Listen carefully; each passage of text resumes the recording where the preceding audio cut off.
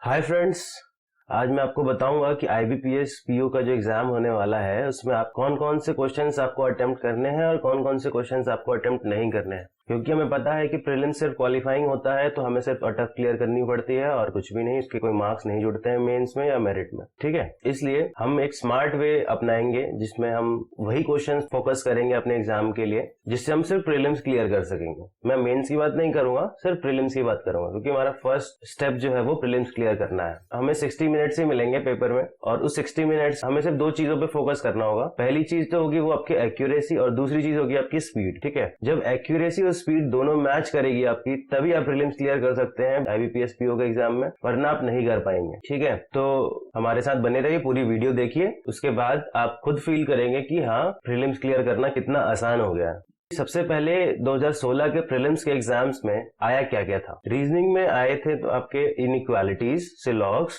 Sitting arrangement, उसमें circular और linear दोनों था।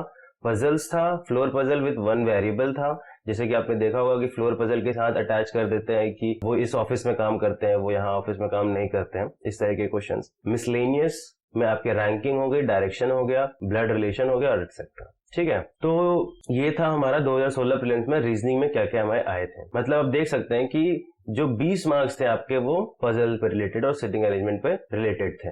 बाकी जो क्वेश्चंस आपके 15 मार्क्स के बचे वो आपके इनइक्वालिटी, सिलॉग्स और मिसलेनियस के थे। ठीक है, मैं आपको बताऊंगा कि कैसे कैसे अटेम्प्ट करना है। पहले हम जान लेते हैं तीनों सेक्शंस में आए क्या क्या था। ठीक है, क्वांट की जब मैं बात करूंगा तो क्वांट में आया था आपका series, quadratic equation, approximation, DI और मिसलेनियस। दो डेटा इंटरप्रिटेशन के क्वेश्चन थे, मतलब 5 मार्क्स के। ठीक है, और 10 क्वेश्चन थे जो आपके SI, CI, speed, time, profit loss, time and work, average, ages, ratio थे। अगर आपने RRB PO का एग्जाम इस बार दिया होगा तो आपने ये चीज देखी होगी कि जो प्रीलिम्स एग्जाम्स है उसमें कोई डिफरेंस नहीं होता है, हर साल एक जैसा ही पेपर आता है, मॉडरेट होता है। क्वांट का, रीजनिंग का और इंग्लिश, तीनों जो सेक्शंस हैं उनके जो पेपर का लेवल होता है वो मॉडरेट होता है, ज्यादा डिफिकल्ट नहीं होता है और इजी टू मॉडरेट होता है मैं कहूँ तो। क्योंकि आपने देखा होगा कि जो कट ऑफ है वो थोड़ी हाई चली जाती है, वो इसी वजह से, क्योंकि जो पेपर का लेवल होता है वो इजी टू मॉडरेट होता है। अगर वो टफ हो जाएगा तो फिर बच्चे स्कोर नहीं कर सकते, क्योंकि 60 मिनट के हमारे पास टाइम होता है। ठीक है, फिर हम नेक्स्ट लेते हैं इंग्लिश। इंग्लिश में आपको पता ही है एक रीडिंग कॉम्प्रिहेंशन आती है बड़ी सी। ठीक है, पिछले साल आई थी आपकी इकोनॉमी बेस्ड इन USA। फिर क्लोज टेस्ट होता है, फिल इन द ब्लैंक्स। ठीक है, related to role of technology in student life आया था पिछले साल। पैरा जम्बल्ड आया था पिछले साल, तो इस चीज को हम ध्यान रखेंगे, पैरा जम्बल्ड आता है। और एरर्स तो आपके आने ही आने हैं हर साल की तरह। ठीक है, बाकी क्लोज टेस्ट तो आपके फिल इन द ब्लैंक्स होंगे, वहां पे 4 और 5 ऑप्शंस होंगे और उसको फिल करना होगा। अब मैं आपको बताता हूँ कि आपको अटेम्प्ट करना कैसे है इस बार 2017 के एग्जाम में। सबसे पहले तो आपको देखिए स्ट्रैटेजी बनानी पड़ेगी। प्रीलिम्स के एग्जाम के लिए हमेशा आपको स्ट्रैटेजी बना के ही चलनी पड़ेगी, तभी आप प्रीलिम्स का एग्जाम क्लियर कर सकते हैं। स्ट्रैटेजी में सबसे पहली चीज आती है कि आपको टाइम एलोकेशन कैसे करना है। आपको पता है 3 सेक्शन है, 60 मिनट्स टाइम है आपके पास, तो तीनों को हमें इस तरीके से टाइम एलोकेट करना पड़ेगा कि हम सारे सेक्शन के अच्छे खासे क्वेश्चंस अटेम्प्ट कर लें।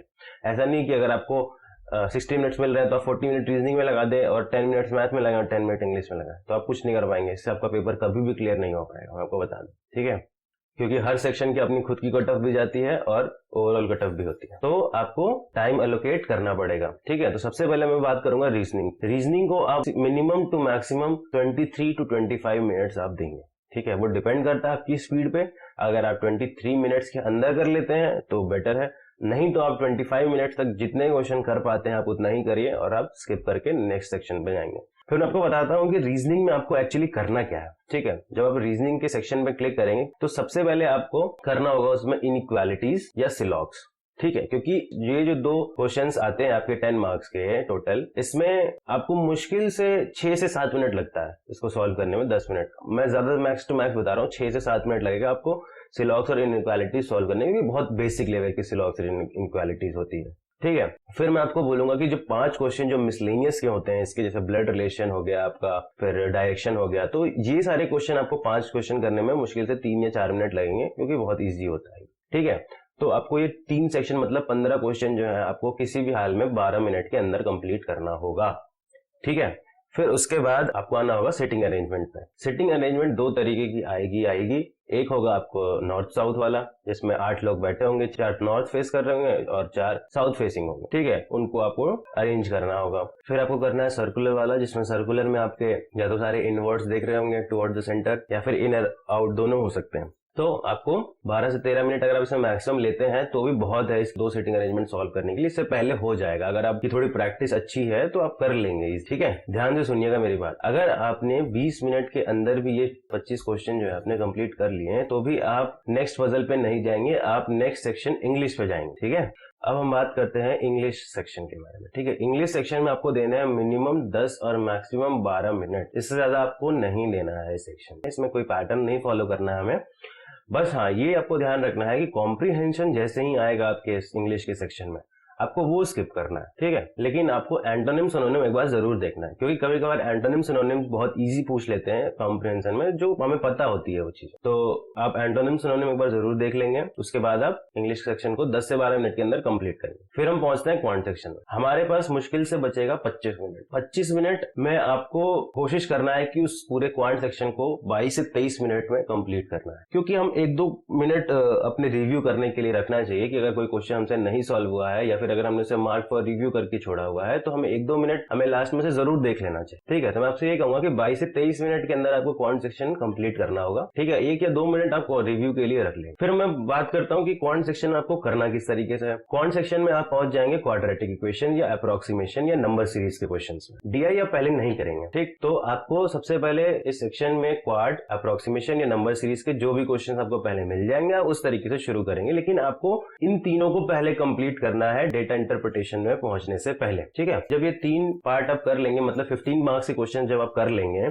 ठीक है। नंबर सीरीज में एक आध क्वेश्चन होता है जो नहीं हो पाता है, जो दिमाग में उस टाइम पे नहीं आ पाता है, तो कोई इश्यू नहीं है, आप स्किप करेंगे उसको। फिर आप 15 मार्क्स के क्वेश्चंस करने के बाद आप डेटा इंटरप्रिटेशन पे पहुंचेंगे। आपको मैं एक बात बता दूं कि पिछले साल भी एक जो डेटा इंटरप्रिटेशन का क्वेश्चन था वो थोड़ा मॉडरेट था, एक बहुत ही ईजी था, ठीक है। आपको ये चीज फाइंड आउट करनी पड़ेगी कि आप क्वेश्चन जैसे आप डेटा इंटरप्रिटेशन के क्वेश्चन पे पहुंचेंगे तो आपको समझ में आ जाएगा कि जो वैल्यूज आपको गिवन है उसको किस तरीके से हमें सॉल्व करना है, ठीक है। अगर आपको लगेगा कि ये जो डीआई है वो इजी है, इसको हमें करना चाहिए, तो आप उसको करेंगे पहले, या तो पाई चार्ट का हो सकता है और लाइन ग्राफ का या फिर बार ग्राफ का भी हो सकता है, ठीक है। इसमें आप ये करेंगे, फिर आपके पास टाइम बचेगा और उसके बाद आप वो वाली डीआई करेंगे जो थोड़ी मॉडरेट लेवल की है, लेकिन आप करेंगे दोनों डीआई, ठीक है। मैं आपको ये नहीं सजेस्ट करूंगा कि आप मिसलेनियस क्वेश्चन क्वांट के करें या फिर आप ट्राई भी करें करने, क्योंकि एक भी मिसलेनियस क्वेश्चन आप करने बैठेंगे ना तो आपको कम से कम नहीं तो कम से कम 1.5 मिनट आपको एक क्वेश्चन में देना पड़ेगा। बट डेटा इंटरप्रिटेशन ऐसा टॉपिक है कि आप अगर एक बार समझ जाएंगे कि हाँ क्या चीजें हो रही हैं इसमें, तो आपको 30 सेकंड्स 40 सेकंड्स में आपसे एक एक क्वेश्चन हो जाएंगे, ठीक है। फिर जैसे ही आपका ये डेटा इंटरप्रिटेशन कंप्लीट होगा, अगर आपके पास इनफ टाइम है, सफिशिएंट टाइम है, तो ही आप जाएंगे क्वांट के मिसलेनियस क्वेश्चंस को करेंगे। और वो भी मैं बता दूं कि आपको क्वांट मिसलेनियस क्वेश्चन कौन से करने हैं अगर आप चाहेंगे तो, अगर आपके पास टाइम बचता है तो। वो हो गया आपका एजेस का क्वेश्चन, ठीक है। एजेस के बाद आपके वो जो ट्रेन वाले क्वेश्चन होंगे, ठीक। ट्रेन वाले क्वेश्चन के बाद आपके होंगे सिंपल इंटरेस्ट और कंपाउंड इंटरेस्ट के। इससे ज्यादा आप कोशिश मत करिएगा कि आप क्वांट सेक्शन को करें। फिर जैसा मैंने आपको बताया है, अगर आप उस तरीके से पेपर को करते हैं तो आपने मैथ्स के 25 क्वेश्चंस कंप्लीट किए हैं, 25 क्वेश्चंस आपने रीजनिंग के कंप्लीट किए हैं आउट ऑफ 35 और 20 क्वेश्चंस जो है आपने इंग्लिश के कंप्लीट किए हैं। इस तरीके से आपने कंप्लीट किया है 25 + 25 + 20 = 70 क्वेश्चन अप्रोक्सीमेटली, ±2 हो सकता है, कोई इश्यू नहीं है उसमें। अगर आपने 70 क्वेश्चन प्रीलिम्स के एग्जाम में अटेम्प्ट कर लिए हैं विद एक्यूरेसी मोर देन 90% भी, तो भी आप टेंशन फ्री होकर घर में बैठ के आप मेंस की तैयारी करना शुरू कर सकते हैं बिना आपको रिजल्ट देखे हुए। अब मैं बात करता हूं आपसे कि आईबीपीएस पीओ की कट ऑफ जो थी 2016 में प्रीलिम्स की कैटेगरी वाइज क्या गई थी, ठीक है। जनरल की गई थी 47.5, ओबीसी की 46.5, एससी की 40 और एसटी की 31.25, ठीक है। जैसा कि मैं आपको बता रहा था कि अगर आपने 65 क्वेश्चंस भी अटेम्प्ट किए हैं, ठीक है, मान लेते हैं कि आपसे 70 नहीं हो पाया, 65 ही अटेम्प्ट हो पाए, और उसमें से भी अगर मैं मान लूं कि अगर 5 क्वेश्चन जो आपके वो गलत भी हो जाते हैं, ठीक, तो भी अगर आप कैलकुलेट करेंगे तो 65 - 5 कर दिया तो 60 क्वेश्चन हो गए आपके, और 0.25 नेगेटिव होता है तो 2.5 माइनस कर देंगे आप 60 में से, तो 57.5 मार्क्स आपके तभी बैठेंगे। हमें पता है कि जो हर साल कट ऑफ है एग्जाम्स की वो बढ़ती है, घटती नहीं, कोई कंपटीशन बढ़ रहा है ऑब्वियसली, ठीक है। लेकिन 47.5 से 57.5 कट ऑफ जाने में बहुत टाइम लगेगा, अभी इतनी जल्दी नहीं, ठीक है ना। तो आप इतना टारगेट कीजिए जितना मैंने आपको बताया है कि 70 क्वेश्चंस का आप टारगेट मान के चलिए। जिस तरीके से आपको करना है, जो जो क्वेश्चंस मैंने आपको बताया वैसे वैसे ही करेंगे आप, ठीक है। अगर आप 70 नहीं कर पाते हैं अनफॉर्चुनेटली कोई बात नहीं, 65 ही कर पाते हैं और आपको फिर भी पता है कि एक्यूरेसी मेरी थोड़ी खराब है, 5 क्वेश्चन मेरे गलत हो जाएंगे रीजनिंग और इंग्लिश वगैरह मिला के, तो भी कोई दिक्कत नहीं आएगी, तब भी आपके 57.5 मार्क्स कहीं नहीं गए और आप इस बार प्रीलिम्स में इजीली क्वालिफाई कर जाएंगे। तो बस मैं आपसे इतना ही रिक्वेस्ट करूंगा कि आप जो एग्जाम में बैठे तो आप पहले एक स्ट्रैटेजी बनाएं कि हाँ मेरे को इतना इतना टाइम अलॉट करना है मुझे हर सेक्शन के लिए, जैसा कि मैंने आपको बताया है। उसके बाद आप उस सेक्शन वाइज कंप्लीट करेंगे, क्योंकि जैसे कि रीजनिंग, फिर इंग्लिश, फिर मैथ्स। रीजनिंग में आपको जो जो क्वेश्चन मैंने बताया है वो क्वेश्चन आप पहले ढूंढ के वो क्वेश्चन करेंगे कंप्लीट। उसके बाद आप इंग्लिश में जाएंगे, इंग्लिश में आपको कॉम्प्रिहेंशन नहीं करना है, बाकी सारे क्वेश्चन आपको अटेम्प्ट करने हैं अगर आपको आते हैं तो। उसके बाद आपको करना है क्वांट सेक्शन। क्वांट सेक्शन में फिर हमें करने हैं जैसे जैसे मैंने बताया आपको उस तरीके से करना है, तो आप इजीली इस बार प्रीलिम्स में क्वालिफाई कर जाएंगे, ठीक है। तो मैं वीडियो यहीं पे एंड करता हूं अपना। हमारे चैनल के द्वारा वोकैबुलरीज के ट्यूटोरियल्स भी पब्लिश होते रहते हैं, तो मैं आपसे रिक्वेस्ट करूंगा कि आप प्लीज सब्सक्राइब कर लें हमारे चैनल को, शेयर करें अपने फ्रेंड्स के साथ, क्योंकि उनको भी नॉलेज हो और वो भी अपने एग्जाम्स में अच्छे से प्रिपेयर कर पाए और स्ट्रैटेजी बना पाए, क्योंकि वो भी एग्जाम्स क्लियर कर सकेंगे। Thank you so much for watching, have a good day, bye bye.